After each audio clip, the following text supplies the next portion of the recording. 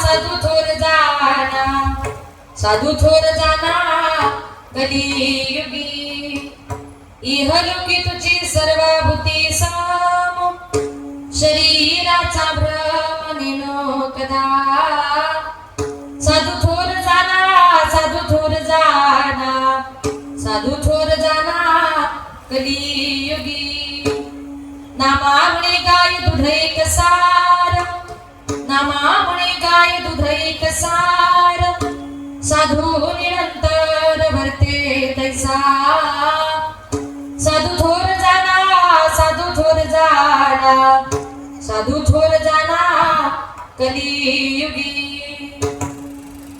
नमो विठ्ठला राजया पांडुरंगा, नमो रुक्मिणी मावली ज्ञान गंगा, नमो पुंडलिका, नमो चंद्रभागा, नमस्कार माझा रुक्मिणी पांडुरंगा पंढरीच्या देवराया.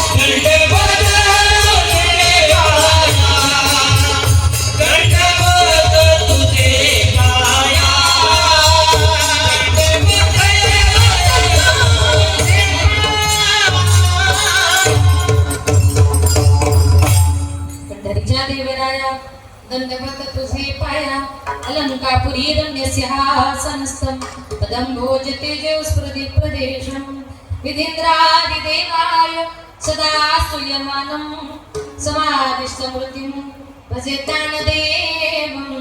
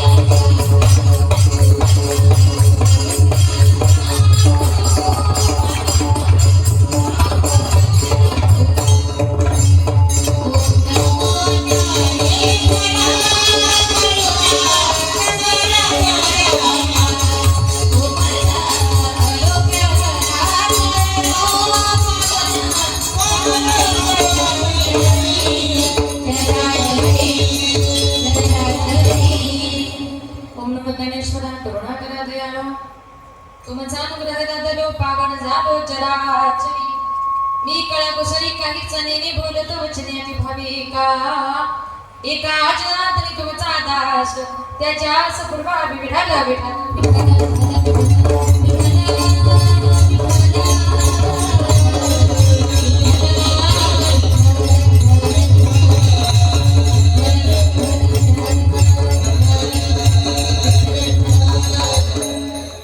संत संगतीचे काय सांगू सुख आपण पाणी नाही तेथे आपल्याला सोबत करण्यापूर्वी थोडासा परिहार द्यायचा. असा साधवात प्रमाणे या वर्षी चालत असलेला अखंड हरिनाम सप्ताह श्री खडक भवानी माता व मारुतीराय यांच्या कृपाशीर्वादाने हरिभक्त परायण शांती ब्रह्म गुरुवरी मारुती बाबा पुरेकर, हरिभक्त परायण प्रकाश महाराज बोधले, हरिभक्त परायण हरिदास भाऊ जोगदंड यांच्या मार्गदर्शनाने आणि आमचे आदरणीय बाप्पासाहेब जोगदंड आणि श्री अरुण भाऊ कुसाळकर यांच्या संकल्पनेतून चालत असलेला हा अखंड हरिनाम सप्ताह तथा ग्रंथराज ज्ञानेश्वरी पारायण सोहळा, या सोहळ्याचं वर्ष हे 5वा आहे. 5व्या वर्षामध्ये पदार्पण करत असताना आज तिसऱ्या दिवसाची कीर्तनरूपी सेवा कीर्तन पुष्प गुंफण्याकरता आज या ठिकाणी माझ्याकडे आलं आणि या ठिकाणी ही सेवा करण्याची संधी मला मिळवून दिली.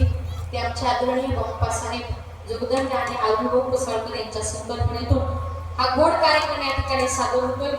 आल्याबरोबरच जोगदंड भाऊंच्या घरीच आम्ही गेलो. भाऊंचा स्वभाव फार चांगला आहे आणि आल्यानंतर आज या ठिकाणी कळालं की एवढा मोठा नामसप्ताहाचा कार्यक्रम भाऊ या ठिकाणी आयोजित करतात. त्याच्या माध्यमातून आजची ही कीर्तनरूपी सेवा, आजचं ज्यांचं कीर्तन सौजन्य आहे त्या सौ वर्षाताई उत्तम कुसाळकर, सौ कविताताई सागर कुसाळकर, सौ स्वातीताई दत्तात्रय दाते, सौ मीनाक्षीताई महादेव जगदाळे आणि सौ वंदनाताई राजेंद्र लोखंडे या महिलांच्या सौजन्याने आजची कीर्तनरूपी सेवा आहे.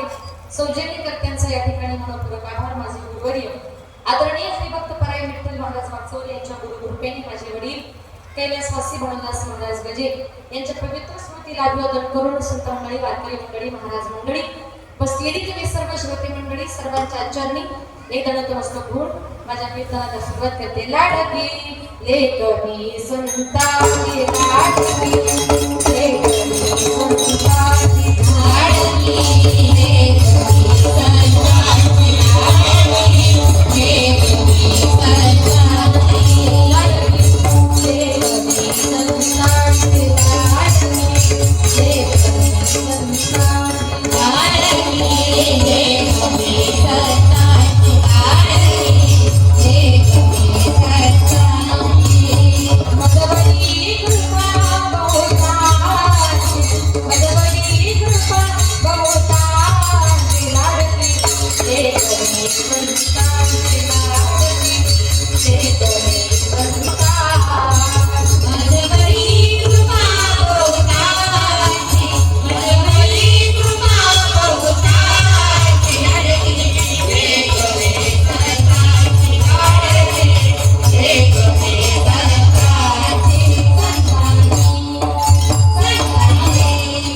लेकणी संताची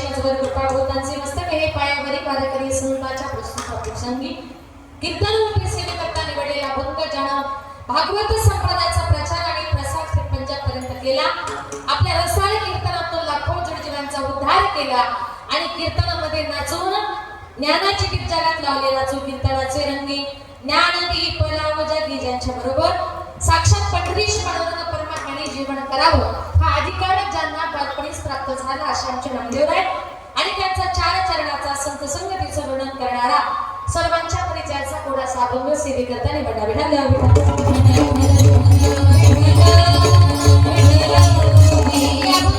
जगद्गुरु तुकोबाराय म्हणतात, माझे नामदेवराय म्हणतात, या विश्वामध्ये कोणाचीही संगत कामाची नाही, पण एक 100 माणसाला संतांची जर संगत मिळाली ना तर वैकुंठामध्ये हजारो कल्प राहायला मिळतील, ज्याला परमार्थामध्ये खरं सर्वसुख म्हणतात.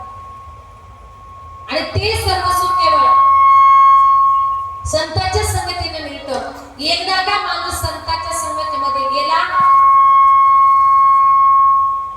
की ते संत त्या जीवाला त्या माणसाला आपल्यासारखं करतात. आपण सारिके करीती तत्काळ नाही काळ वेळ तया लागी. त्या ठिकाणी कुठल्याही स्थळ काळ वेळेचा विचार केला जाते म्हणून संत श्रेष्ठ आहेत. आता संत कुणासारखे श्रेष्ठ आहेत? संत आपल्या जगावर प्रेम करताना, विश्वावर प्रेम करताना आपल्या शरीराचा कधी विचार करत नाही. शेवटी अभंगामध्ये माझ्या नामदेवरायांनी संतांची तुलना गायी बरोबर करण्याचा प्रयत्न केला.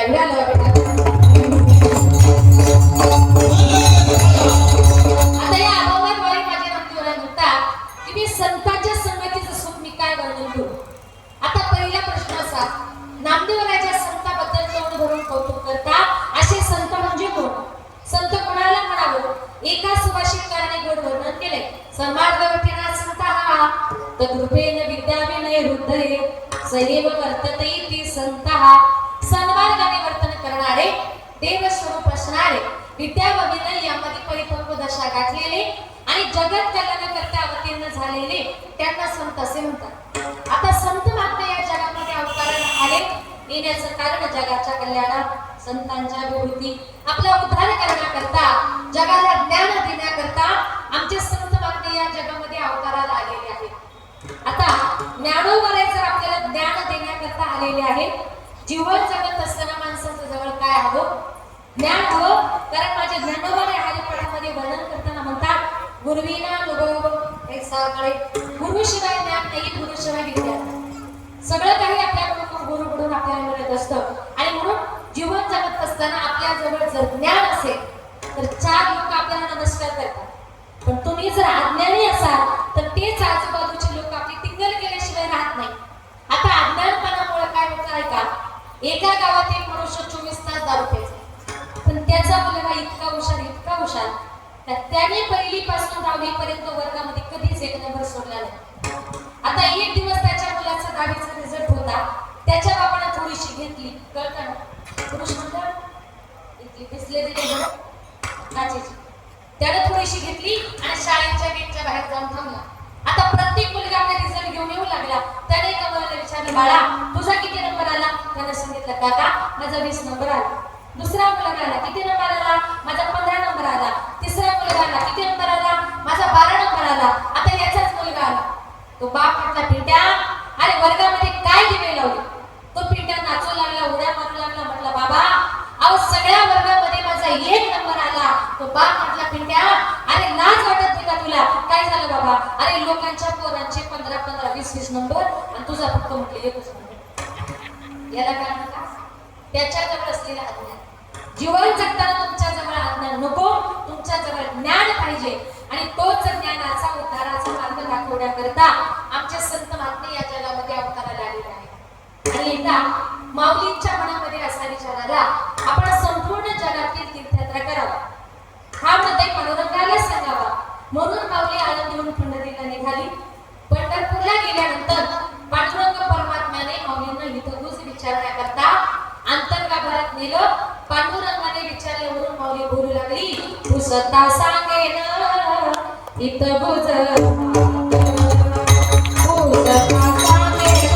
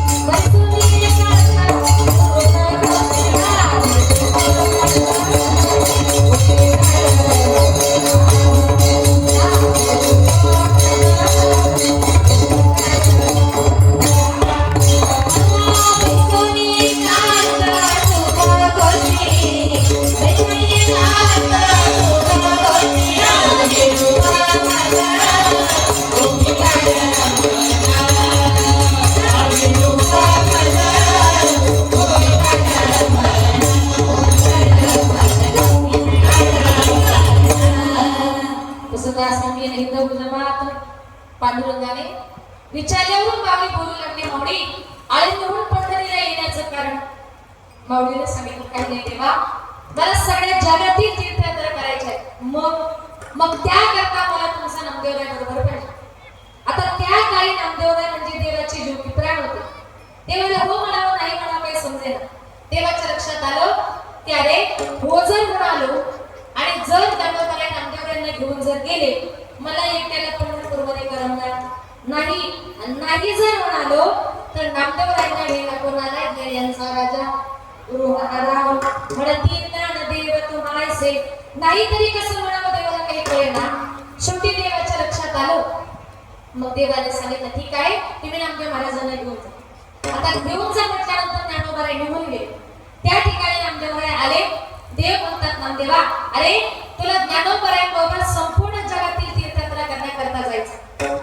आता देवाला वाटलं हो म्हणावं की नाही म्हणावं काही कळेना, कारण हो जर म्हटलं घेऊन गेले तर करमणार नाही, नाही म्हटलं तर जगाचा बाप ज्ञानींचा राजा घेण्याकरता आलाय. तर हे जर कळलं नसेल महिला मंडळ, तुम्हाला थोडंसं आपल्या व्यवहारातलं सूट करून सांगतो की ज्याप्रमाणे घरातल्या सगळ्या मंडळींनी विचार केला की या दिवाळीला आपल्या सुनेला माहेरला पाठवायचं. किती जोरात नाही म्हटलं, तुमची इच्छा, कारण सुनबाई तुमची, शेवटी आहे का पाठवावंच नाही. घरातल्या लोकांनी विचार केला की या दिवाळीला आपल्या सुनेला माहेरला पाठवायचं नाही. आता त्याच मुलीचे काका मुंबई हायकोर्टामध्ये जज होते, ज्यांना सगळे लोक वाकून नमस्कार करतात. नेमकी त्या मुलीचे काका तिच्या घरी आले, घरातल्या लोकांनी वाकून नमस्कार केला, विचारलं जज साहेब तुमचं एवढं मोठं काय काम आहे, तुम्ही प्रत्यक्षात आमच्या घरी आलेला. जज साहेबांनी सांगितलं काही नाही, या वर्षी माझ्या पत्नीला माझ्या घरी 15 दिवस घेऊन जायचंय. घरातले म्हटले आता लगेच घेऊन जा. आधी काय ठरलं पाठवायचं नाही, पण नंतर का पाठवलं, न्यायला कोण आले, हायकोर्टातले जज साहेब. त्याप्रमाणे माझ्या नामदेव महाराजांना घेण्याकरता आले होते ज्ञानाचा सागर सखा माझा ज्ञानेश्वर. आता ज्ञानोबाई निघून गेले, त्या ठिकाणी नामदेव आले. देव म्हणतात नामदेवा, अरे तुला ज्ञानोबाईबरोबर संपूर्ण जगातील तीर्थयात्रा करण्याकरता जायचंय. नामदेव महाराजांनी देवाला स्पष्ट नकार दिला, देवा तुला सोडून म्हटले मी अजिबात कुठे जाणार नाही. म्हटले का, कारण नामदेवराय म्हटले देवा तू म्हणतो ना तुला माझ्याशिवाय करमत नाही आणि मलाही तुझ्याशिवाय करमत नाही. देव म्हटले नामदेवा मला करमत नाही, तुला करमत नाही तेही मान्य, पण मी तुला ज्याच्या बरोबर पाठवतोय ना ते ज्ञानेश्वर महाराजांनी मी वेगळा नाही. देव म्हणे नाम्या पाळे, देव म्हणे नाम्या पाळे, देव म्हणे नाम्या पाळे, देव म्हणे नाम्या पाळे, देव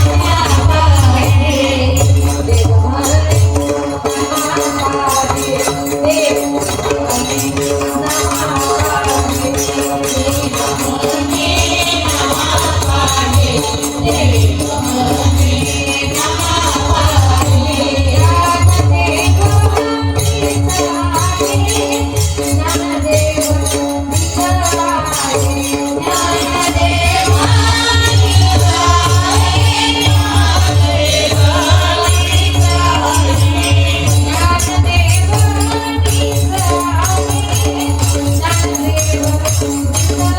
पाळे, देव म्हणे नाम्या पाळे, देव म्हणे नाम्या पाळे, देव ज्ञानदेव मीच आहे तो आणि मी नाही तुझा, ज्ञानदेवात्मा माझा.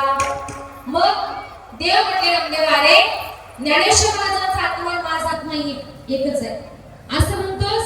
मग नामदेवराय म्हटले देवा मी तीर्थयात्रेला जाईल, पण ज्या देवाचे तुझ्यासारखे कमरेवर हात नसतील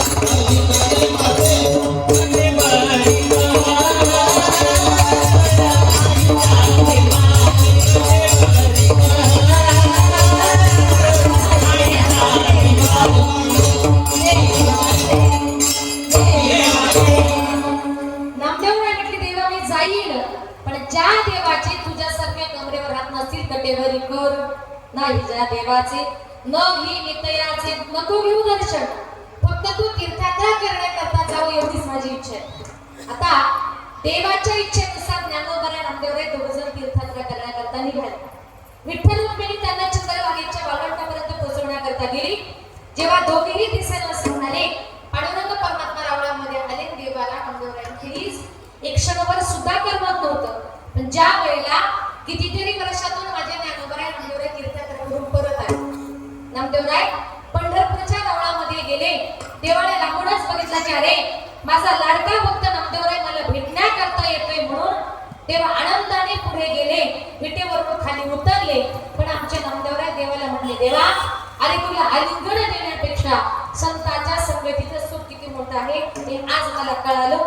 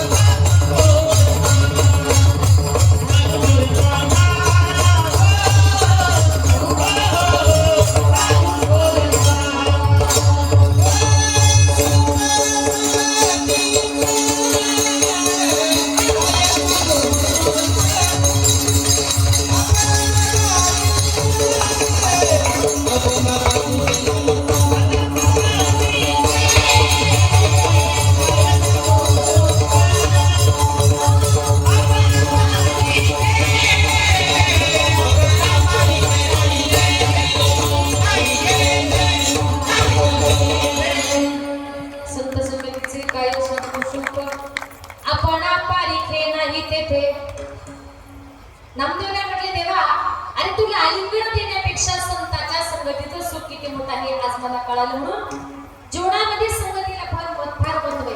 संगत करायची चांगल्याची करा, कारण आताच्या कलियुगामध्ये संगतीनेच माणूस सुधारतो, संगतीनेच मनुष्य बिघडतो.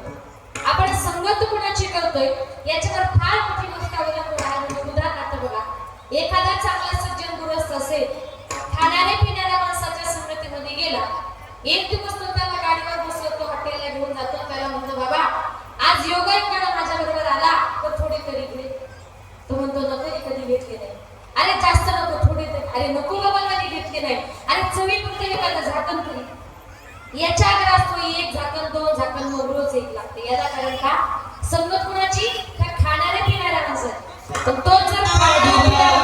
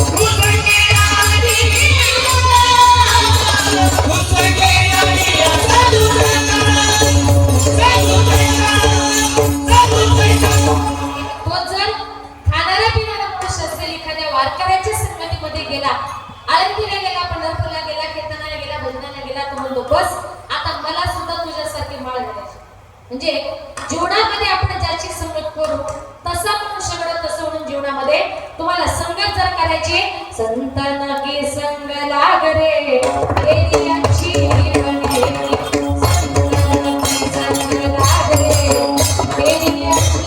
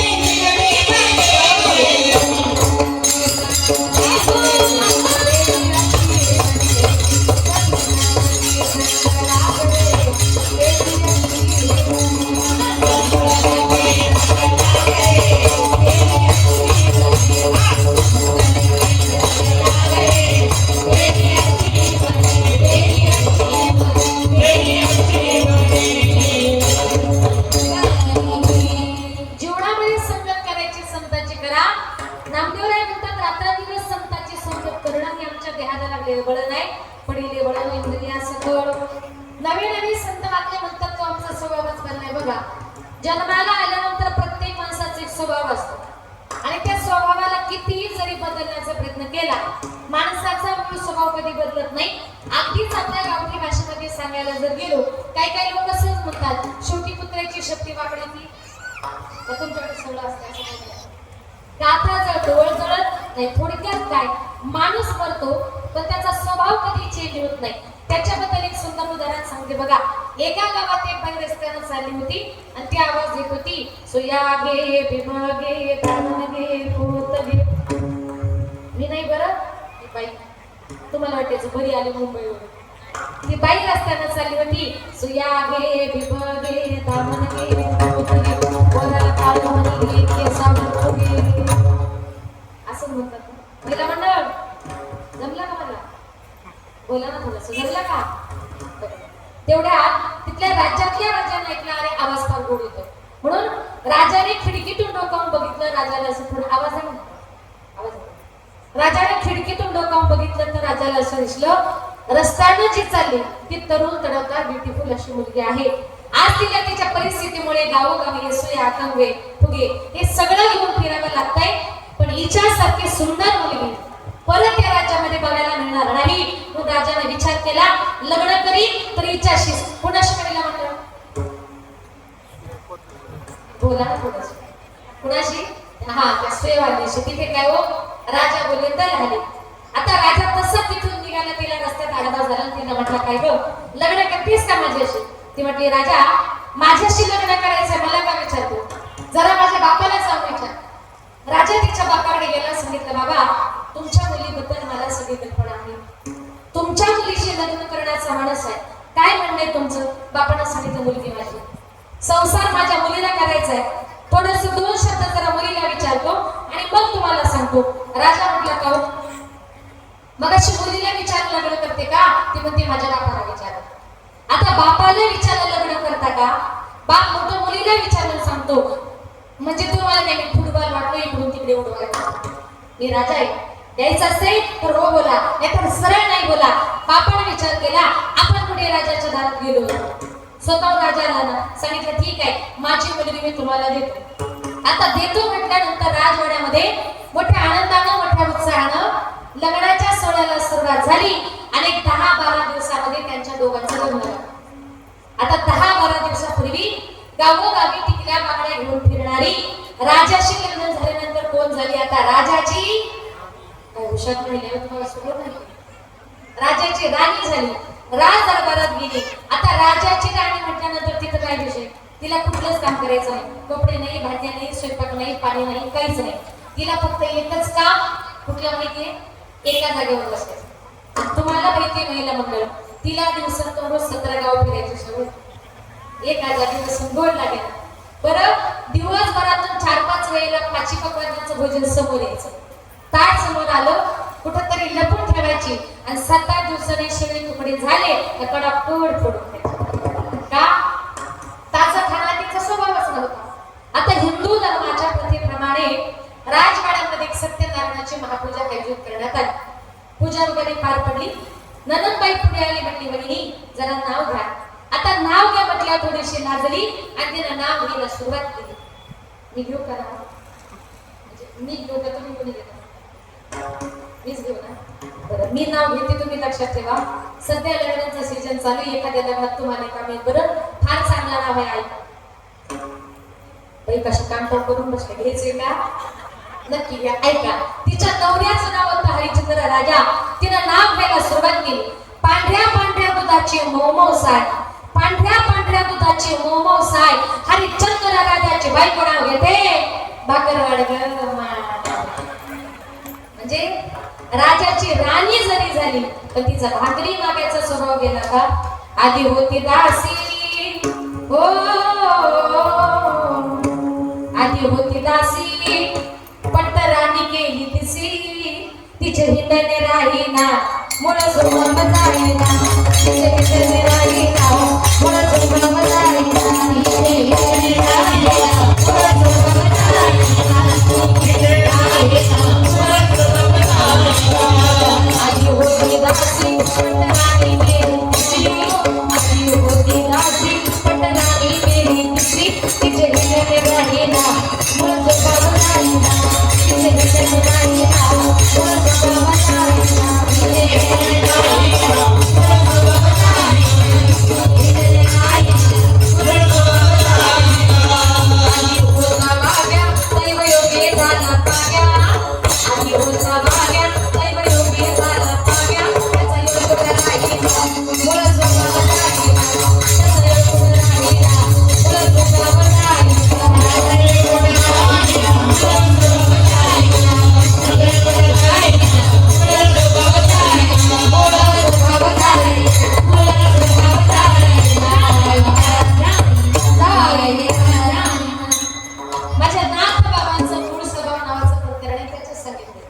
आधी होती दासी पट्ट राणी गेली तिसी, तिचे हिंडणे राहीना मुळ स्वभाव जाईना. आधी होता वाग्या, इथं पुरुष मंडळ तुमच्यात कोणी वाग्या खंडोबाचा दैवयोगी झाला पाग्या, त्याचा येळकोट राहीना मुळ स्वभाव जाईना. म्हणून संत म्हणतात माणसाचा मूळ स्वभाव मरेपर्यंत बदलत नाही. माणूस मरतो पण स्वभाव मात्र चेंज होत नाही. तसं संत म्हणतात अखंड राखून दिवस त्यांचं नाम चिंतन करणं, त्या संताची संगत करणं हे आमच्या ध्यानाला लागलेलं बळ नाही. म्हणून संत संगतीचे काय सांगू सुख. आता जीवनामध्ये संतांच्या संगतीला किती महत्व आहे. एखाद्या संताची अर्धक्षणाची जरी संगती प्राप्त झाली ना, अर्धक्षण घडता संतांची संगती देणे हो यशांती महत्पापा, तरी सुद्धा माणसाचा उद्धार आहे. आता संतांच्या संगतीने माणसाचा उद्धार कसा होतो तुम्ही सुद्धा लक्षपूर्वक ऐका. कधीतरी आपल्या जीवनामध्ये हे सगळं कामी येत असतं. एका गावामध्ये एका साधूने गंगेच्या किनारी स्नान केले. गंगेच्या किनारी ते देवाचं ध्यान करत बसले. तेवढ्यात तिथल्या प्रजेचा राजा तिथे फिरण्याकरता आला.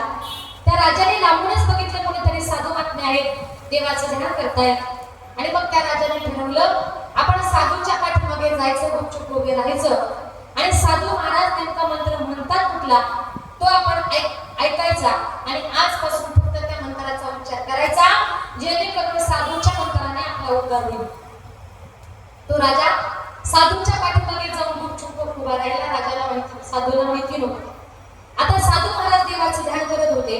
ध्यान करत असताना साधू महाराजांनी डोळे उघडले आणि तेवढ्यात त्यांना असं समजलं की समोर पाण्यामध्ये एक बगळा, पाण्यात चोच बुडवायचा, दगडावर घासायचा, पाण्यात चोच बुडवायचा, दगडावर घासायचा. त्याला बघून ते साधू महाराज त्या बगळ्याला म्हणतात, अरे बगळ्या, अरे घीस घीस करे तिखी करे, ऊपर लगाया पाणी, जिस कारण तुम तिखी करे वो सब बन जाए. म्हणजे बगळ्या घासून घासून चोच तीक्ष्ण करतो, हे कशा करता मासे कळायला ना, हे मला 100% माहिती. तो बगळा पुन्हा पुन्हा पाण्यात चोच बुडवते, पुन्हा दगडावर घासतोय. त्याला बघून साधू महाराज पुन्हा म्हणतात, अरे बगळ्या घीस घीस करे तिखी करे, ऊपर लगाया पाणी, जिस कारण तुम तिखी करे वो सब बन जाए. आता राजाला फारशी हिंदी कळत नव्हती. त्याला वाटलं हा साधूचा मंत्रच आहे.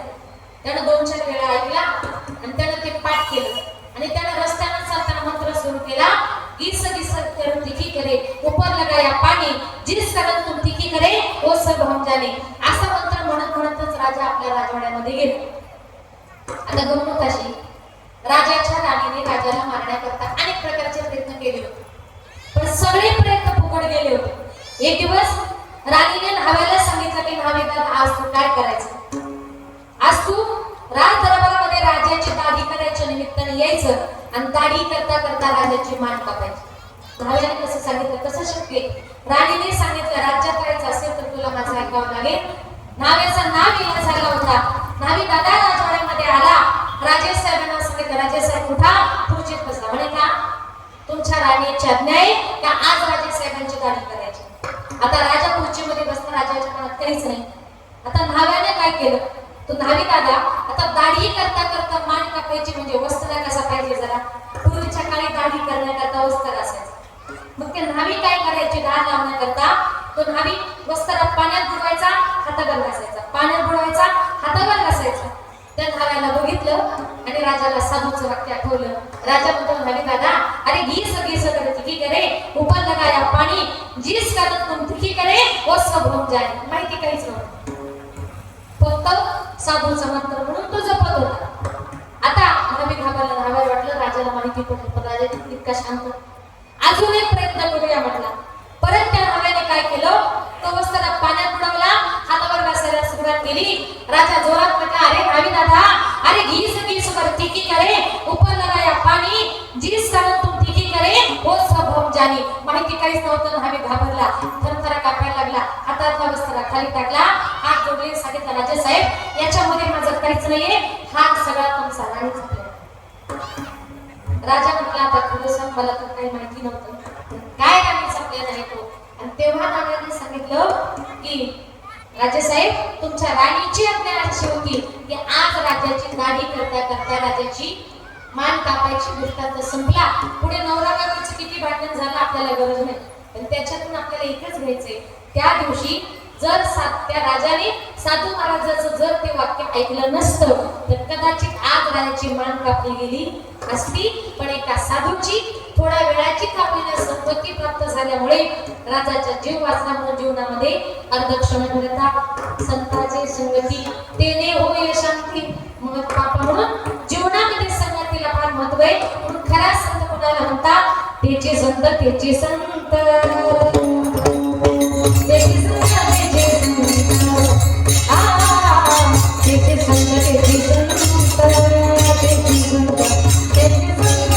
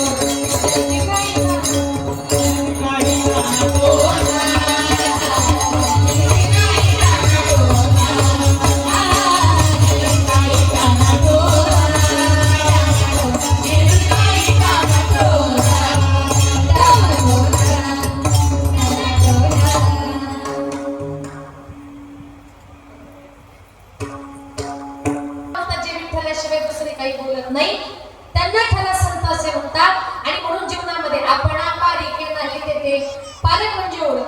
आता नामदेवराय देवाशी बोलतात, देवा पांडुरंगा मी तुला ओळखलंच नव्हतं. एक पंढरपूरच्या रावळातील पांडुरंग परमात्मा एवढीच माझी तुझ्याबद्दल संकोचित कल्पना होती, पण जेव्हा मला माऊलीची संगत मिळाली ना, तेव्हा संपूर्ण चराचरामध्ये एक परमेश्वर आहे असा मला अनुभव आला. सर्वावती पाहे एक वासुदेव पुसोनी आठा भवंतेचा. आणि नामदेवराय म्हणतात तो ओंकार आज माझा गळून पडला.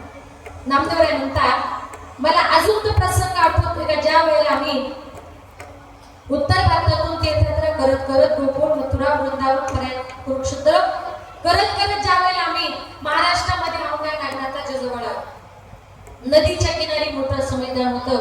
त्या मैदानामध्ये रात्री नामदेवरायांचं कीर्तन ठरवलं. त्या कीर्तनाला खूप समाज जमला होता. नवे नवे नामदेवरायांचं कीर्तन ऐकण्याकरता स्वर्गातून अनेक देव खाली आले होते. आणि त्या नामदेवरायांच्या कीर्तनामध्ये माझे पांडुरंग परमात्मा मात्र भान अर्पून नाचत होते. अभंग बोलता रंग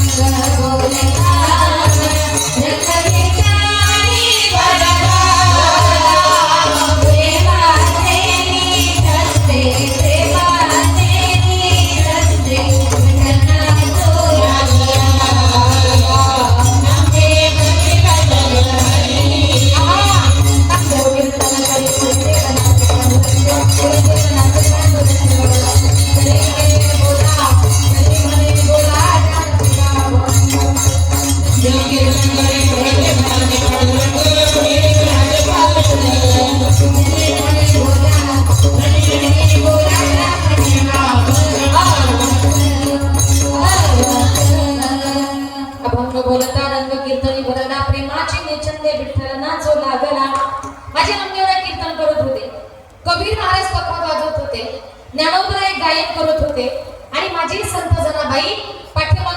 नवदेव कीर्तन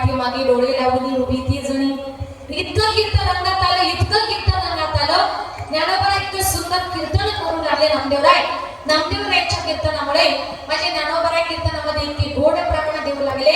आणि ज्ञानोबरायांच्या गायनामुळे कबीर महाराज इतके गोड वाजवू लागले. ज्ञानोबरायांच्या गायनाने कबीर महाराजांच्या वाजवण्याने देव इतके नाचू लागले, इतके नाचू लागले की नाचता नाचता देवाचा गळा पिता.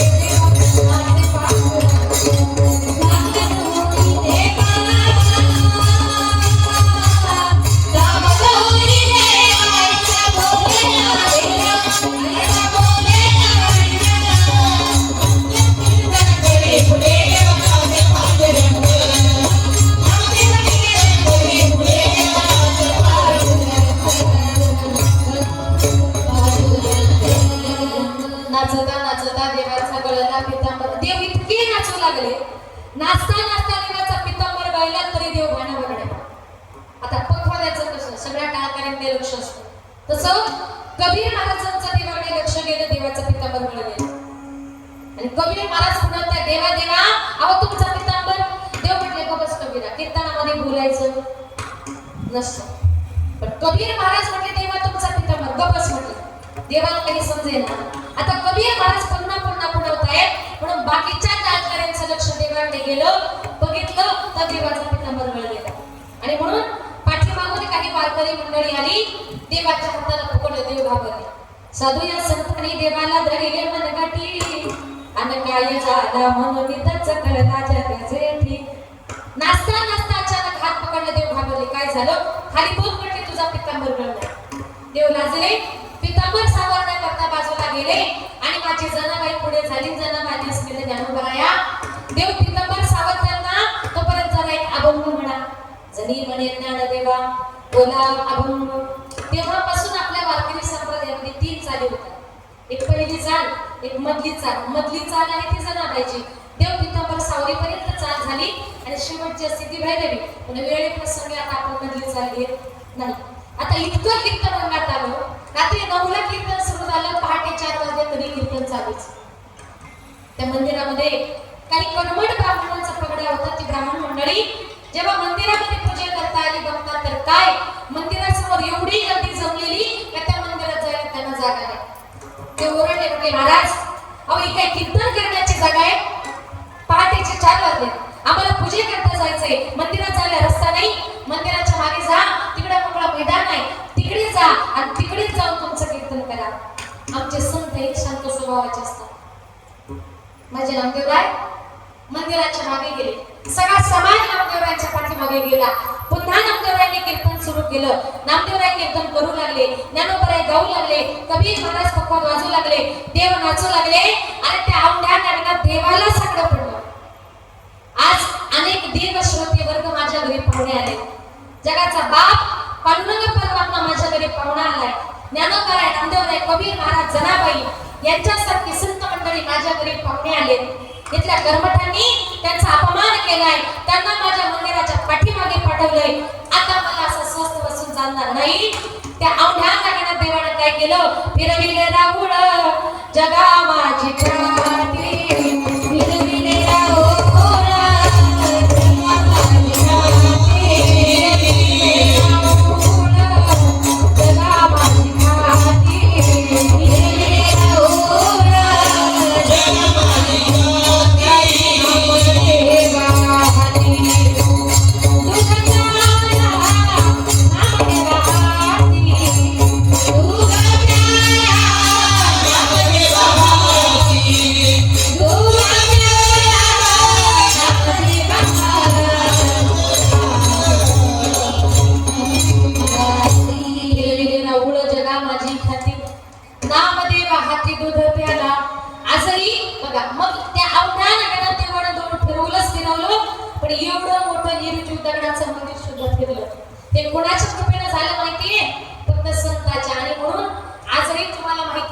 हिंगोली जिल्ह्यामध्ये.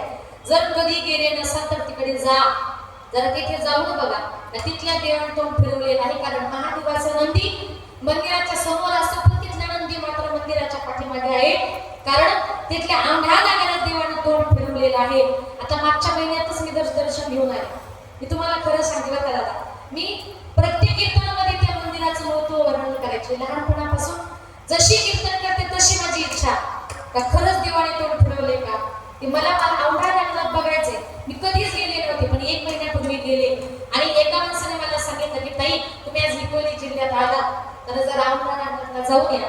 मी म्हटलं किती वर्ष झाली माझी जायची इच्छा आहे, पण तो औंढा नागनाथ देव मला बोलवतच नाही. असं मी सकाळी म्हटलं आणि संध्याकाळी माझं 3 ते 5 कीर्तन संपलं.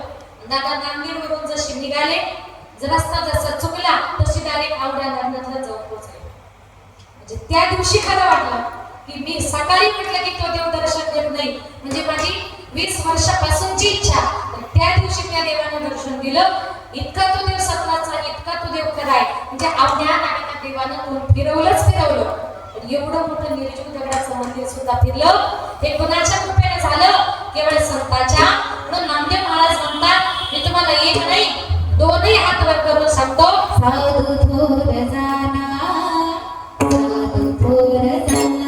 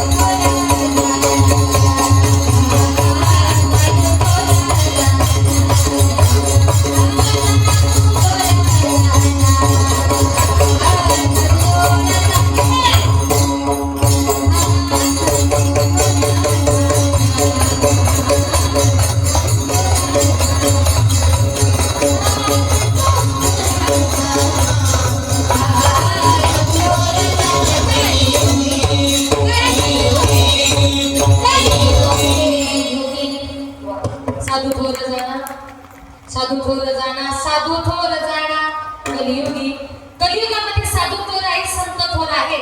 आता कलियुगामध्ये साधू थोर आहे म्हणून संतांची संगत आपल्याला करायची. संतांनी आपल्याला जो मार्ग सांगितला त्या मार्गाने तुम्हाला मला प्रत्येकाला जायचंय. काही काही लोक जीवनामध्ये कधीच कोणाचं ऐकत नाही. एक दिवस एक बाई ब्राह्मणाकडे गेली आणि ब्राह्मणाला सांगितलं मला जरा सत्यनारायणाची पूजा करायची, काय काय लागेल. ब्राह्मण तिला सगळी यादी तयार करून दिली. जाताना सांगितलं बाई सत्यनारायणाची महापूजा करायची म्हटल्यानंतर लक्ष्मी नारायणाचा जोडा असावा लागतो. तिने सांगितलं माझी पती परदेशात राहतात. ब्राह्मणाने सांगितलं बाई तुम्हाला पूजा करता येणार नाही, तुम्ही दुसरी जोडी बसवा. ती म्हटली असं कसं, खर्च मी करणार, पूजा मलाच करायची. ब्राह्मण म्हटले बाई तुमचे पती नाही, तुम्ही पूजा करू शकत नाही. आता ती बाई जरा पुढची हुशार होती. पुढची हुशार कळतात ती पुढच्या हुशार बायका उलट म्हणतात मला सांगू नको माझ्यासारख्या शहाणी आपल्या सगळ्या चाकर मध्ये नाही. आणि ती ब्राह्मणाने म्हटली पुरुष लोक कसे एखाद्या पूजेला जर बसले आणि तिथे जर त्यांची बायको हजर नसेल तर खिशामध्ये तुम्ही बायको म्हणून काय घेऊन बसता. कुणी सांगितलं म्हटले ब्राह्मण. मग ती म्हटली पुरुषांकरता जर बायको म्हणून सुपारी आहे तर आमच्या करता नवरा म्हणून काय आवश्यक. ब्राह्मणाने सांगितलं बाई आजोबर शास्त्रात कसं पाहिजे. ती म्हटली असं कसं, पुरुषांकरता जर सुपारी आहे तर आमच्या करताही नवरा म्हणून काहीतरी असेलच ना, तुमचा अभ्यास तरी कमी पडतोय. असं म्हटलं त्या ब्राह्मणाला असा राग आला. रागाच्या भरात तो ब्राह्मण उठला, घरामध्ये गेला, शास्त्राचं पुस्तक घेतलं, 2-4 पानं पलटली. म्हटली बाई सापडलं. ती म्हटली पटकन सांगा. ब्राह्मण म्हटला बाई पुरुष लोक जर पूजेला बायको म्हणून सुपारी घेऊन बसतात ना तर तुम्ही नवरा म्हणून एखादा मोठा बटाटाच घेऊन बसा. असं काही करू नका.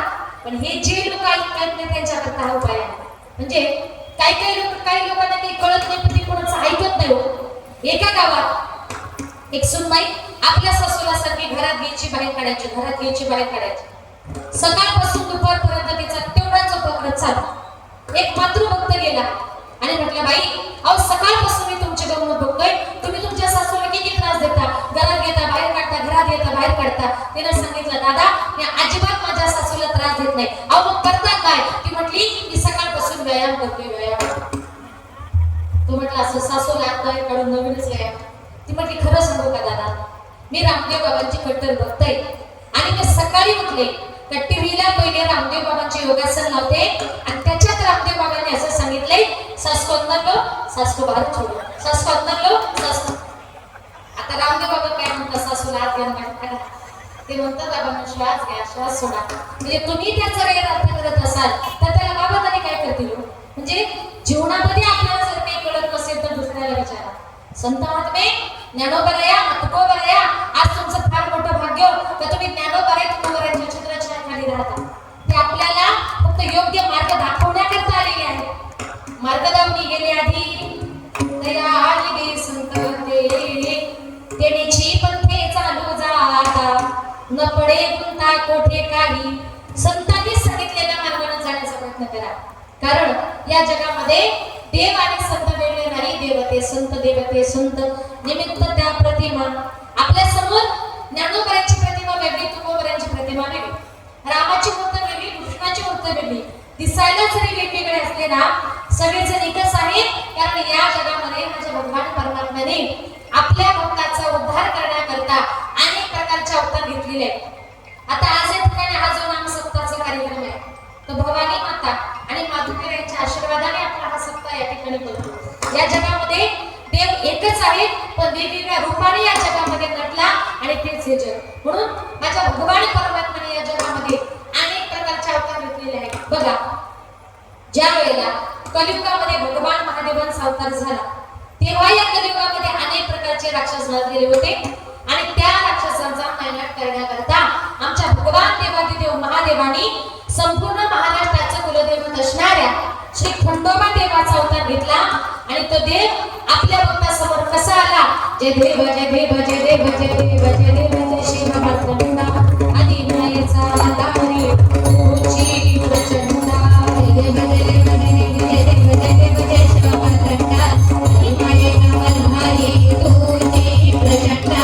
जय देव जय देव जय देव जय देव जय देव जय शिव मातृंडा आदि मायेचा मल्हारी तुझी प्रचंडा. आगड नगारा पुण्याची देव गे चंदुरा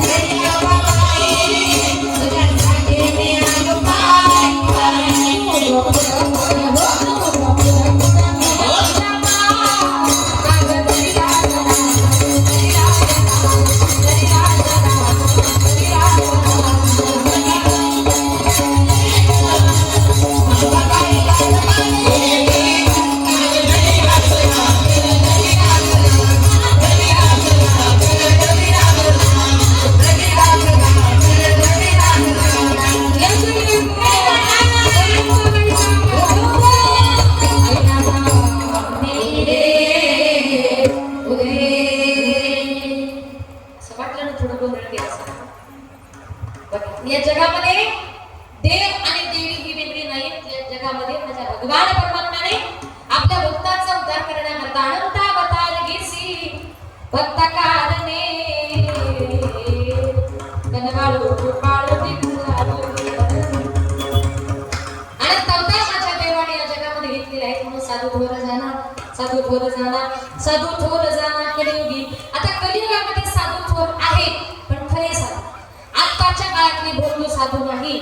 आत्ताच्या काळामध्ये साधू झाले भोंदू पण कसे माहितीये पोटासाठी संत झाले कलित पुरुत.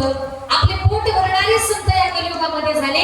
80 झाले भोंदू कर्म करुणे म्हणते साधू अंगाला मनिया राख डोळे झाकून करतील पाप. असे साधू या कलियुगामध्ये झाले. पण अशा खोट्या साधूच्या पाठीमागे लागू नका. तुम्हाला संगत करायची खऱ्या संताची करा. विश्वास ठेवायचा आहे देवावर ठेवा संतावर ठेवा. तुम्हाला बरं करणारा देव आहे संत आहे. कुठल्याच जगातला भोंदू साधू तुम्हाला बरं करू शकत नाही.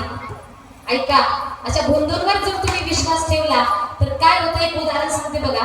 असंच एका गावामध्ये एक भोंदू साधू फिरत आलं. वेदाचं शास्त्राचं ज्ञान बरं आहे लोकांचं चांगलं करतो. कुणी आजारी पडला तर त्याला मंत्राने बरा करतो. अशा प्रकारे अनेक प्रकारचे तो मंत्र लोकांना मारायचा. वेदाच्या शास्त्राचं ज्ञान आहे. इथं बसल्या बसल्या विषय काय चालतं हे तुमच्या गावात बसल्या बसल्या मला कळतं. 1 लाखाचे 2 लाख देतो 2 लाखाचे 4 लाख देतो. तर पैसा कोणाला नकोय. त्या गावातले एक इंजिनियर त्या साधू महाराजांनी त्याचे डबल पैसे करून दिल्यामुळे त्या इंजिनियरची त्या महाराजांना श्रद्धा बसली. तो इंजिनियर घरी गेला आणि बायकोला म्हटलं अगं आपल्या गावामध्ये इतके चांगले साधू महात्मे आले तर त्यांना आपले सगळे पैसे डबल करून दिले. आणि गावात बसल्या बसल्या जगात काय चालतं हे गावात बसल्या बसल्या त्या महाराजांना कळतं. तू काही कर त्या महाराजांच्या दर्शनाला चल. तिनं सांगितलं की अजिबात त्या भोंदूच्या दर्शनाला येणार नाही. त्यानं सांगितलं भोंदू नको साधू बन. तिनं सांगितलं नाही आम्ही साधू संत माझ्या ज्ञानोबा तुकोबारांसोबत दुसरा कोणाला साधू संत म्हणत आम्ही त्या भोंदूच्या दर्शनाला येणार नाही. कारण का त्या इंजिनियरची बायको म्हणजे एका कट्टर वारकऱ्याची मुलगी होती आणि वारकरी लोक सहसा अशा भोंदू लोकांवर विश्वास ठेवत नाही. तिने सांगितलं मी दर्शनाला येणार नाही. तुम्हाला एवढंच वाटत असेल तर हवं तर संध्याकाळी महाराजांना आपल्या घरी भोजनाकरता घेऊया. अतिथी देवो भव. साधू संत येते घरात तुझी दिवाळी दसरा महाराजांकरता पुरणपोळीचा स्वयंपाक करते पण मी मात्र येणार नाही. त्यांना आपल्या घरी घेऊया. इंजिनियरने सांगितलं ठीक आहे. संध्याकाळी साधू महाराज येतील. गावातील काही प्रतिष्ठित 10-15 मंडळी येतील. सुंदर पाचपक्वान्नाचं पुरणपोळीचं भोजन तयार कर. त्या बाईने सुंदर असं पाचपक्वान्नाचं पुरणपोळी साग भात भजे कुरडया असं सुंदर असं जेवण तिनं तयार केलं. संध्याकाळच्या वेळेला साधू महाराज आले. गावातील काही प्रतिष्ठित मंडळी आली आणि साधू महाराज आल्यानंतर चहा पाणी वगैरे झाला. त्या बाईनं ताट वाढायला सुरुवात केली. पण तिच्या लक्षात आलं एवढे गावातले लोक या भोंदूच्या पाठीमागे लागले. जेवण होईपर्यंत साधू आहे भोंदू आहे याची ओळख म्हटली मी गावाला करून देणार. आणि ती त्या वारकऱ्याची मुलगी होती. आता त्या बाईनं काय केलं जेवण तिनं ताट वाढले. ताट वाढताना सगळ्यांच्या ताटामध्ये भजे वाढले आणि साधूच्या ताटामध्ये भजे वाढताना भजे भाताच्या खाली लपवले. कुठे भाताच्या खाली. कारण तिला वाटलं गावात बसल्या बसल्या जर जगात काय चालतं हे साधू महाराजांना कळतं. पण भाताखालचे जर भजे दिसले साधू खरा नाही दिसले साधू खोटा. आता सगळ्यांना ताट वाढण्यात आली. सगळेच जण जेवायला बसले. प्रत्येकाच्या समोर ताट वाढलं. साधू महाराजांनी हात जोडले श्लोक म्हटला ब्रह्मात्म ब्रह्मवी ब्रह्मानो ब्रह्मणाहुतम ब्रह्मेंद्रियं ब्रह्म कर्म समाधी. अशा प्रकारे श्लोक म्हटला. डोळे झाकलेलेच होते. डोळे झाकले आणि साधू महाराज जोरात म्हटले हाड हाड हाड हाड. इंजिनियर म्हटला साहेब आमच्या घरी कुठे कुत्री नाही काय नाही. हाड हाड कुणाला. त्यानं सांगितलं साहेब कसं आहे ना ज्या वेळेला मी डोळे झाकले तेव्हा मला असं समजलं पंढरपूरच्या रावळामध्ये कुत्रे शिरले आणि ती कुत्री मी तुमच्या घरामध्ये बसल्या बसल्या हाकलली. ती बाई म्हणली आता खरी याची परीक्षा आहे. आता याला जर पंढरपूरच्या रावणातले कुत्रे जर दिसले भाताचे भजी दिसतात तिने आपण बघायचं. ताट वाढण्यात आली. आता घर मालकाचं लक्ष प्रत्येकाच्या ताटाकडे गेलं. सगळ्यांच्या ताटामध्ये भजी होती पण साधूच्या ताटामध्ये भजी होते का तुमचं लक्ष माझ्याकडे आहे का. साधूच्या ताटामध्ये भजी होते का होते पण कुठे होते भाताच्या खाली. आता इंजिनियरला ते काही दिसले नाही. इंजिनियरने बघितलं सगळ्यांच्या ताटामध्ये भजी होते आणि त्यावेळी एक इंजिनियर म्हटला का गो महाराजांना भोजनाकरता बोलवलं, सगळ्या गावाला भोजे वाढले, महाराजांना भोजे नाही दिले, मुद्दाम केलंस तू, महाराजांचा अपमान केलास. रागाच्या भरात जे उठला आणि जे बाई मला मारायला धावला त्यानं सांगितलं थांबास रे, एवढे चिडू नका. अहो एवढ्या लोकांना वाढता वाढता त्या भोजे द्यायला विसरले असेल माई, असं करा मला डिश मध्ये दुसरे भोजे द्या. ते म्हटले थांबा महाराज, अहो जगाला फसवू शकता पण आमच्या सारख्या वाटणाऱ्यांना नाही.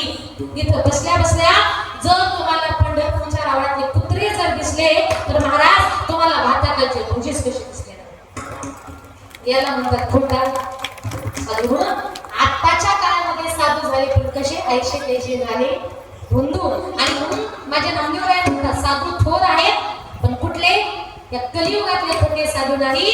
आपले जे ज्ञानोबर आहे तुकोबराचे संत मंडळी होऊन गेले ते साधू थोर जाणं, साधू थोर जाणं, साधू थोर जाणं कलियुगी, म्हणून ते साधू थोर आहेत. साधकाने नामदेवरायांना प्रश्न केला, नामदेवराया तुम्ही म्हणता संत श्रेष्ठ आहे, संत कोणासारखे श्रेष्ठ आहे, संत आमचा अंगीकार करतील का, संत आम्हाला जवळ घेतील का. नामदेवराय म्हणतात संत इतरांच्या कल्याणाचा विचार करतातच करतात, ज्यांनी त्यांना त्रास दिला, ज्यांनी त्यांचा छळ केला त्यांच्या कल्याणाचा विचार देखील ते आईच्याच महिना करतात. आणि म्हणून तर संपूर्ण जग माझ्या ज्ञानोबरायांना माऊली या नावाने ओळखतं. संन्यासाची मुलं म्हणून त्यांचा किती छळ केला म्हणून सांगू. तो प्रसंग आठवला अंगावर शहर येतात, डोळे अश्रूंनी भरतात. ज्यांच्या ओठावरचे दूध वाळेना वाळे तोच त्यांच्या माता पितांना देहांताची शिक्षा दिली. त्यांच्या जोडीमध्ये शिळ्या भाकरीचे तुकडे टाकले नाही परंतु शेण आणि दगड टाकले. स्वतःच्या घरातून तांब्यावर पाणी दिलं नाही, इंद्रायणीवर पाणी भरू दिलं नाही, मांडी भाजण्याकरता भांड दिलं नाही, पण कुंभारांना दिलेली खापर हिसकावून घेऊन ते मुक्ताईच्या तोंडावर गाल सुजेपर्यंत मारला. इतका हा आळंदीकरांनी दिलेला त्रास माझ्या ज्ञानोबरायांनी एका अभंगात एकाही ओवीमध्ये व्यक्त केला नाही. उलट जगाच्या कल्याणाची भीक मागितली आणि काय सांगितलं, जे कळांची व्यंकटी सांडो तया सकरणी रती वाढो उता परस्परे पडो मैत्र जीवांचे. ज्ञानोबराय म्हटलं खोल म्हणजे वाईट, ज्यांनी ज्यांनी माझं वाईट केलं अशा सगळ्या वाईटांचा चांगलं होऊ दे. संत महात्मे विश्वावर दया करताना, विश्वावर प्रेम करताना आपल्या शरीराचा कधी विचार करत नाही.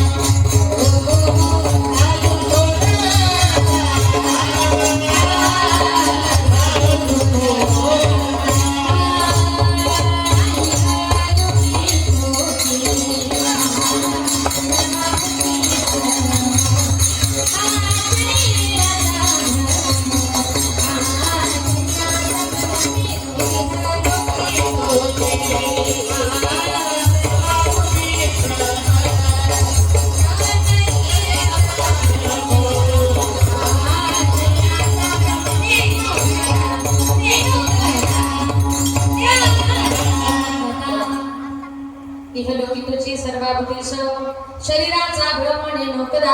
आणि म्हणून आमचे संत महात्मे जगावर प्रेम करताना विश्वावर प्रेम करताना आपल्या शरीराचा कधी विचार करत नाही.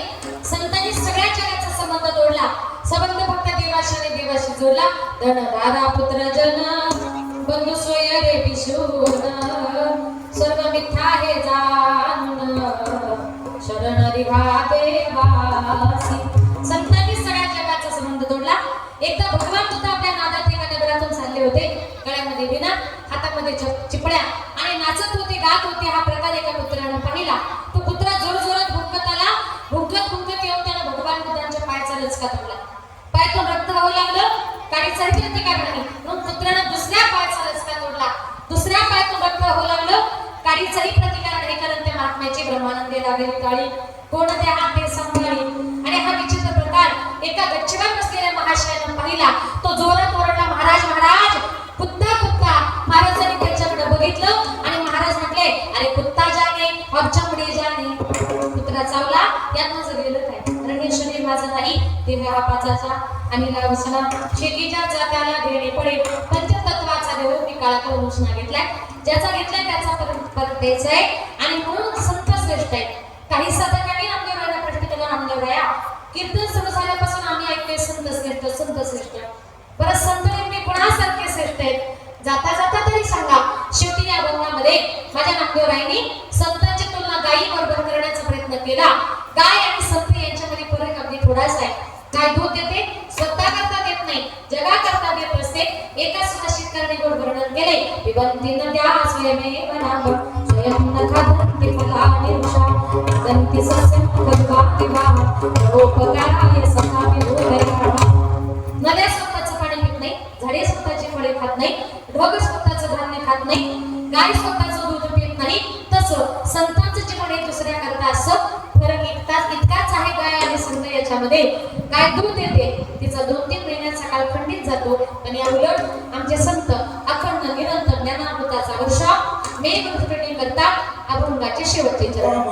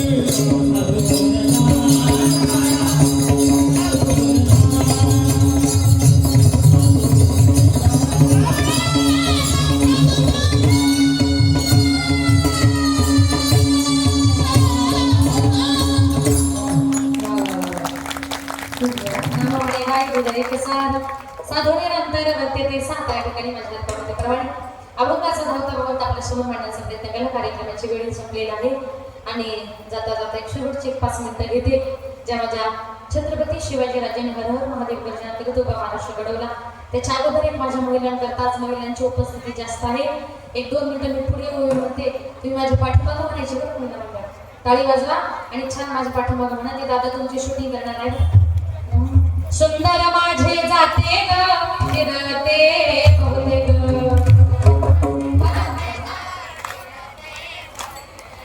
ओव्या गाऊ कौतुके तू ये रे बा विठला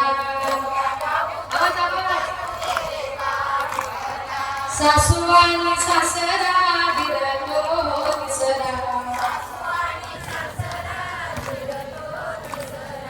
ओव्या गाऊ भ्रतारा तू ये रे बा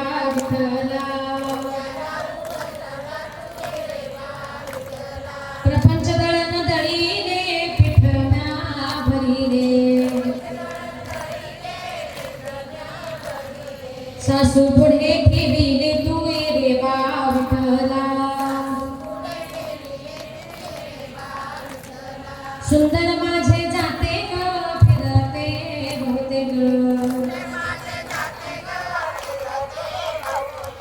ओव्या गाऊ कौतुके तू ये रे बा विठला.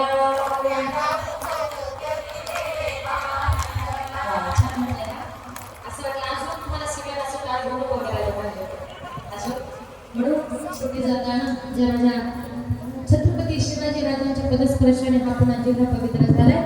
त्या राजांचं गुणगान आपण केलं पाहिजे कारण महाराष्ट्रभर कीर्तन करत असताना माझं असं एकही कीर्तन नाही राजांचं नाव घेतल्याशिवाय मी कीर्तन संपत नाही. एका माणसाने मला कीर्तन संपल्यानंतर प्रश्न केला, ताई तुम्ही कीर्तनामध्ये राजे राजे म्हणता, तुमचे राजे नेमके होते तरी कोण? देव होते का? तर नीट आहे का? छत्रपती शिवाजी राजे नेमके होते तरी कोण? विजयासाठी तलवार चालून गेला, विजयासाठी तलवार चालून गेला, निदान छातीने हिंदुस्तान हलवून गेला. कुठभर गवळ्यांना बरोबर घेऊन हजारो सैतानांना नडून गेला आणि स्वर्गामध्ये गेल्यानंतर 33 कोटी देवांनी ज्याला वाकून मुजरा करावा ना असा एकच मर्द मराठा माझा शिवबा होऊन गेला, शिवबा होऊन गेला, शिवबा. हर हर महादेव, हर हर महादेव, हर हर महादेव. गिरिशिखरी किरीटा परी लहरी भगवध्वजा, गिरिशिखरी किरीटा परी लहरी भगवध्वजा, उगवला तारा तुम्ही राहता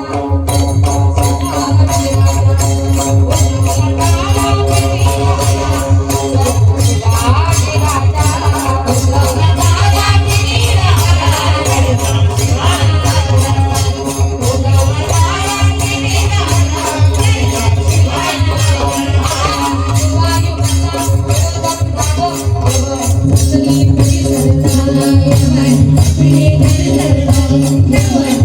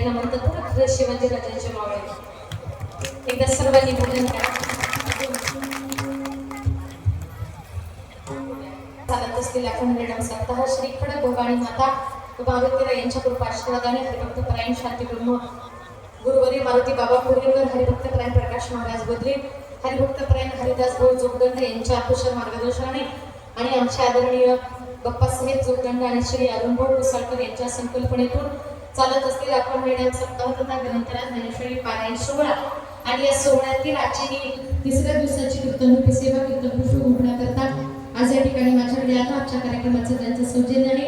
सौ वर्षाताई उत्तम कुसाळकर, सौ कविताताई सागर कुसाळकर, सौ स्वातीताई दत्तात्रय दाते, सौ मीनाक्षीताई महादेव जगदाळे, सौ वंदनाताई जितेंद्र लोखंडे या मातांचं या ठिकाणी सौजन्य आहे.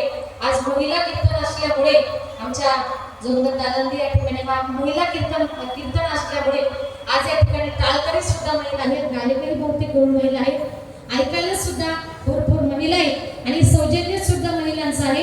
पैसे देणारी तुम्ही आहात पण नाव आमचं पुढे केलं याच्यामध्ये हा खरंच तुमच्या मनाचं मोठेपणा. कारण का तुम्ही जर आम्हाला पुढे केलं नसतं तर आमची नाव पुढे आली नसती आणि म्हणून आज या ठिकाणी हा आगळा वेगळा कार्यक्रम आपण या ठिकाणी आयोजित केला आणि गोड असं आमच्या जोगदंड दादांनी या कार्यक्रमाचं नियोजन केलं. प्रथमतःच इथे मला कार्यक्रम करण्याची संधी या सप्ताहामध्ये मिळाली त्याबद्दल दादांचं तुमच्या परिवाराचं कुसाळकर परिवाराचं या ठिकाणी मनपूर्वक मी आभार मानते. आणि तुम्ही हा नाम सप्ताहाचा कार्यक्रम तुम्ही दोन मित्र आहात, या हा बालाजी नगरचा हा परिसर आहे, सर्वांच्या साक्षातीने आपण हा कार्यक्रम या ठिकाणी करता आणि हा तुम्ही वैयक्तिक कार्यक्रम या ठिकाणी करता आणि लोक या कार्यक्रमाला मदत करतात. सरळ हाताने प्रत्येकाने मदत केली पाहिजे. तसं मी सुद्धा भिवंडीला माझा महिलांचा खूप मोठा नाम सप्ताह असतो, मी महिला कीर्तन महोत्सव करते, तो सुद्धा मी तुमच्यासारखं वैयक्तिकच करत असते. निश्चितच जो माणूस देवकार्य करेल त्याला भगवान परमात्मा जीवनामध्ये कधीच काही कमी पडू देणार नाही. म्हणून जोगदंड दादांकरता एकदा जोरदार टाळ्या वाजवा. तर त्यांना आपली काही आपल्याकडे आहे व्यासपीठ आज आपल्याला उपलब्ध करून दिलं. या ठिकाणी ज्यांनी 2 तास गोडश मृदुंगाची सेवा केली ते दोन्ही मृदुंगाचार्य आदरणीय हरिभक्त परायण ओंकार महाराज काके आणि आदरणीय हरिभक्त परायण सुखदेवजी महाराज यांनी दोघांनी अतिशय गुण अशी मृदुंगाची सेवा दिली. दोघांकरता एकदा जोरदार टाळ्या वाजवा. सगळी एनर्जी सगळी ताकद असली कीर्तनामध्ये लावली. आपल्या दोघांचं या ठिकाणी मनपूर्वक आभार. त्यांनी गोड असं गायनाचं काम केलं, ज्यांचा आवाज फार गोड आहे, फार कडक आहे. पहिली तर एकदम कडक झाली, शेवट होतो हा फला आणि माझा खूप गोड झाला. इतकी गोड पहिली आपण केली. आपलं नाव बळीरामजी महाराज, फार गोड आपण चाल म्हणली. आपण किशोरजी महाराज, आपलाही आवाज फार गोड आहे. इकडे आदरणीय बाबा कोल्हे महाराज, बोले बोले मला आपलं बोलले असं बोले महाराज त्यांनी सुद्धा गोड चाल म्हटली महाराजांचं या ठिकाणी मनपूर्वक आभार. माझ्या बरोबर आलेली माझी पत्नी युवा कीर्तनकार भूमिताई पाटील, युवा कीर्तनकार श्रावणीताई आभार, त्यांनी सुद्धा गोड असं गायन केलं, त्यांचं सुद्धा या ठिकाणी मनपूर्वक मी आभार मानते. या ठिकाणी सगळ्या माझ्या माता भगिनी आहेत, इकडे आहेत इकडे आहेत, अगदी एक मॅचिंग आपण सर्वजण या कार्यक्रमाला नटून थटून उभ्या राहिलात आणि या सगळ्यांकरता एकदा जोरदार टाळ्या वाजवा. सगळ्या माता भगिनींचा आभार. लांबून बघितल्यानंतर हे चित्र फार सुंदर वाटतं, म्हणजे असं वाटलं आल्याबरोबर की झी टॉकीजच्या कार्यक्रमाची सिस्टीम आपण या ठिकाणी राबवली, खूप गोड नियोजन केलं, स्टेजची सिस्टीम सुद्धा फार सुंदर आहे. हार्मोनियम वादक आमच्या ताई ताई त्या सुंदर हार्मोनियम वाजवतात, पण आज जरा स्वर पांढरी दिवस असल्यामुळे पप्पा आणि हार्मोनियम काही मॅच होत नव्हती, त्याच्यामुळे म्हटलं राहू द्या. हे तुमचं सुद्धा मनपूर्वक आभार. स्टेजवर बसलेली सगळी वारकरी मंडळी, महाराज मंडळी, आमचा आवाज तुमच्यापर्यंत ज्यांनी सुंदर गोड पोचवला सिस्टीमवाले दादा, तुम्ही सुद्धा गोड सिस्टीम दिली, तुमचं सुद्धा या ठिकाणी मनपूर्वक आभार मानते. तुम्ही सगळा श्रोतवर्ग, माझ्या सगळ्या माता भगिनी, तुम्ही सगळे पुरुष वर्ग, समोर बसलेली संप्रदायाची वारकरी मंडळी, महाराज मंडळी, आपण सर्वजण या कार्यक्रमाला मोठ्या संख्येने उपस्थित झाला, कार्यक्रमाची शोभा वाढवली. जमलेल्या आपल्या सगळ्या माता भगिनींच्या पुरुष वर्गाच्या या ठिकाणी मनपूर्वक आभार मानते.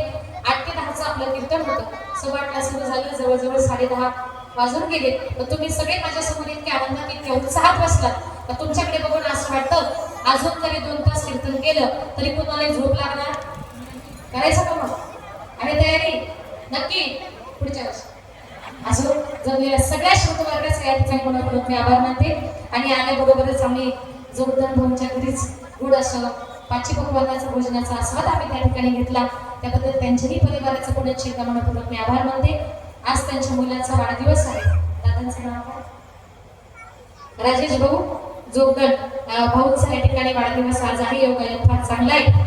भगवान पंडित पांडुरंग परमात्मा राजेश दादांना उदंड असं आयुष्य देवो आणि आपल्या वडिलांच्या पावलावर पाऊल ठेवू, त्यांच्या हातून सुद्धा सामाजिक धार्मिक कार्य असंच होत राहू अशी माझ्या पांडुरंगाच्या चरणी प्रार्थना. राजेश दादा तुम्हाला वाढदिवसाच्या खूप खूप शुभेच्छा. आमच्यातर्फे, आमच्या सगळ्या वारकरी संप्रदायातर्फे तुम्हाला भरभरून शुभेच्छा देते. तुम्हाला तुमच्या परिवाराला खूप खूप या ठिकाणी मनपूर्वक शुभेच्छा. गोपानाचा मुला असेल क्षमस्व. आणि या ठिकाणी या ठिकाणी विद्याकडे ताई आहे, त्यांनी सुद्धा 2 तास सेवा दिली.